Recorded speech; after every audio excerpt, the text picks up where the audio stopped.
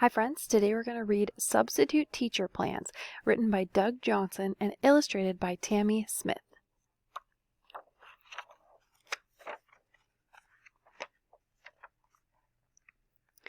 Miss Huff looked over her class and sighed deeply.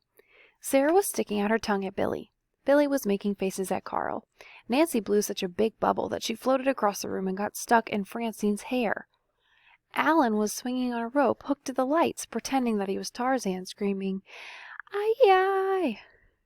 Greg was growling like a wild animal. "I need a break," Miss Huff moaned. "I need a vacation day." That night she decided to make up a list of substitute teacher plans and a list of fun things she could do on her day off. Miss Huff did her substitute teacher plans first. Then she began her list of fun things to do. She got very excited and happily wrote and giggled through the night. The next morning a very tired Miss Huff glanced at her to list. "Oops," she thought, "I forgot to write substitute teacher plans on the top of this list." Poor Miss Huff was so exhausted, though, that she wrote it down on her own list of fun things to do. Then Miss Huff drove to school and put the wrong list on her desk for the substitute teacher. A little while later, Miss Huff rushed back home and looked over her list of things to do on her day off. The first activity said, reading, 9:15 to 10:30. "Oh, goody," she chuckled. "I just love to read." Miss Huff plopped down in a chair with the joke book. Before long, she was giggling and laughing and rolling on the floor. Even her cat Rudy joined in. Back at school, Mrs. Martin, the substitute teacher, looked at her list of plans. The first activity said, "Ride the roller coaster at Ocean Park." Said Mrs. Martin. "I'll need a bus to get us there." She called the front office for assistance. Before long, she and the children were buzzing over on the gigantic roller coaster with their hands in the air. "Whee!" they screamed. "Yahoo!" laughed Mrs. Martin in return. At Home Sweet Home, Miss Huff set her joke book down and read the next activity on her list. It said, writing, 10:30 to 11. "Ah," sighed Miss Huff, "just what I've been wanting to do." She brought out her address book and began writing to all her relatives and friends. It felt good to stay in touch. She smiled as she wrote. Back at school, Mrs. Martin looked at her list of plans. The next activity said, skydiving. Mrs. Martin made sure all the children's parachutes were fastened tightly as the plane sliced through the air.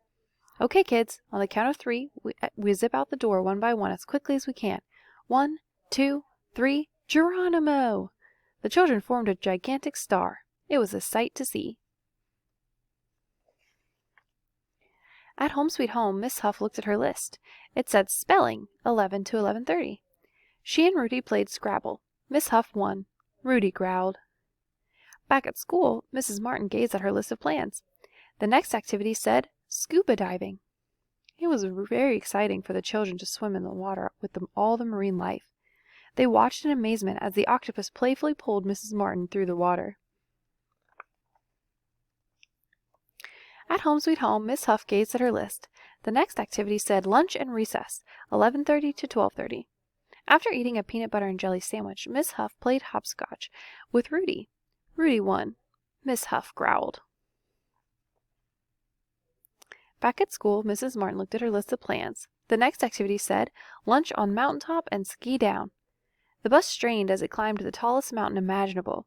It was called Forever Snow Mountain. After lunch, the children zigged and zagged down the slope, while Mrs. Martin accidentally set a record for the longest ski jump. All the children clapped when she landed on one ski.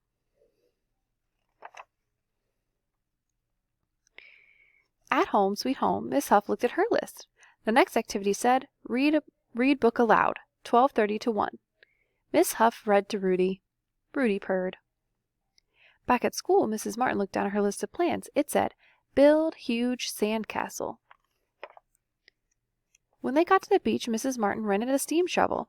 She and the children created an amazing castle. It was huge. It even had a helicopter landing pad.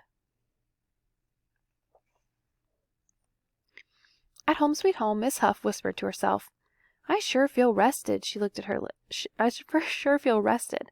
She looked at her list. The next activity said, math, 1 to 2.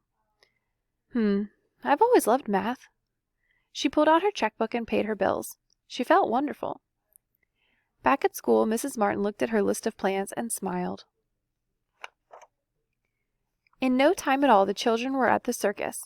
They laughed at the clowns, clapped for the trapeze artists, and gasped at the lion tamer, who just happened to be Mrs. Martin.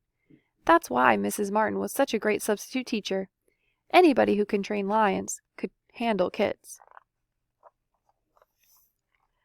At the end of the day, after Mrs. Martin excused the children, she wrote a note to their teacher. Miss Huff. Dear Miss Huff, I had a terrific day. You write very good substitute teacher plans. The children were well behaved, much better than the lions. Sincerely, Mrs. Martin. The next day at school, Miss Huff felt very energetic. She was teaching up a storm, until the principal walked in with the list of yesterday's activities. Miss Huff, I think you have some explaining to do, he said, and handed her the list. Goodness sakes, said Miss Huff. I need another vacation day. Now, although the children had fun with Mrs. Martin, they really loved Miss Huff, even if they didn't always show it. Oh, please, Miss Huff, they chorused. Please be here tomorrow. Miss Huff looked at her students, then glanced at the list again and shook her head. She reached for the phone. I would like to make a reservation for acrobatic flight training tomorrow, she said. All the children sighed. For how many? Miss Huff winked. Well, 1 adult and 25 children, and we might as well bring along our principal. So that was Substitute Teacher Plans by Doug Johnson. Have a great rest of your day, friends.